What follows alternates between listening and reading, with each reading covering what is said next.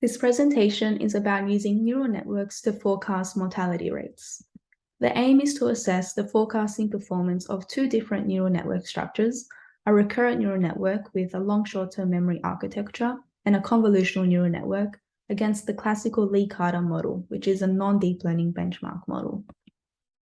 Next in the presentation, we'll look at the data, including exploratory data analysis and some data pre-processing steps, followed by model selection and validation, and afterwards forecasting mortality rates, and finally a conclusion. The data was obtained from the Human Mortality Database, and it contained the central mortality rates for Australian males aged between 0 and 99 during the period from 1921 to 2019. It was transformed to log mortality rates. This heat map shows that over the years, there's been a reduction in mortality, particularly for younger ages and after the 1980s. And in this plot, we can see that there's greater volatility in mortality rates at the younger ages and older ages, especially in the earlier years, which could be due to data being scarce at these points. The data was split into training, validation, and test sets. For the neural networks, I used min-max scaling to scale the data, and I created batch sizes so that the previous 3 years of data were used to predict mortality 1 year ahead.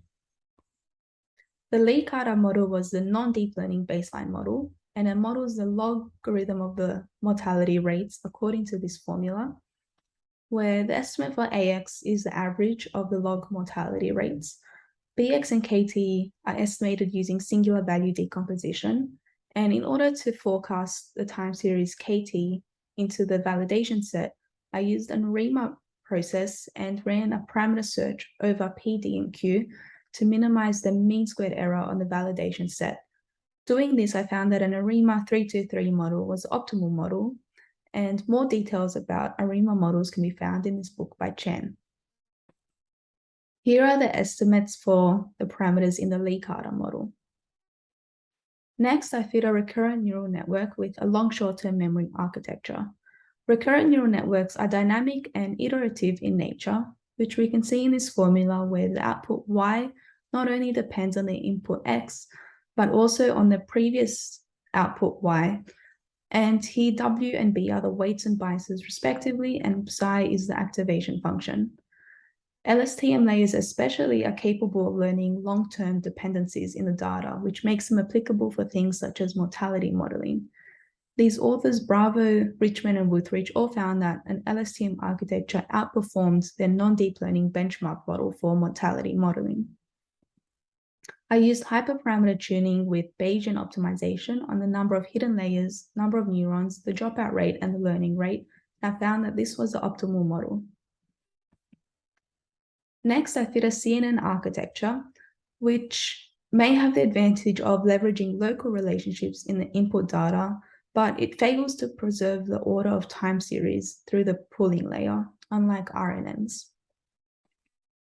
Again, I ran hyperparameter tuning using Bayesian optimization on the number of layers, the number of filters, and the learning rate, and this was the optimal model that I found. To assess the forecasting performance against the Lee-Carter model, I inverse scaled the outputs from the neural networks because the Lee-Carter model uses raw log mortality rates as inputs and targets. Here are the heat maps of the residuals on the validation set, and the RNN with LSTM layers outperforms the Lee-Carter model, while the CNN does not. Using the optimal RNN with LSTM layers, I fit the model on a combined training and validation set, and then inverse scaled the predictions to obtain forecasted log mortality rates. This gave me a test MSE of around 0.77, and the heat map of the residuals shows that the RNN most accurately predicts mortality at middle ages, but the quality of the predictions deteriorate over time, and unfortunately, the RNN underestimates mortality for all ages. Here is a summary of the aim of the presentation, the results, where the RNN outperformed the Lee-Carter model, but the CNN does not. And some future considerations might be to use a weighted error to produce better predictions for older and younger ages. Thank you for your attention.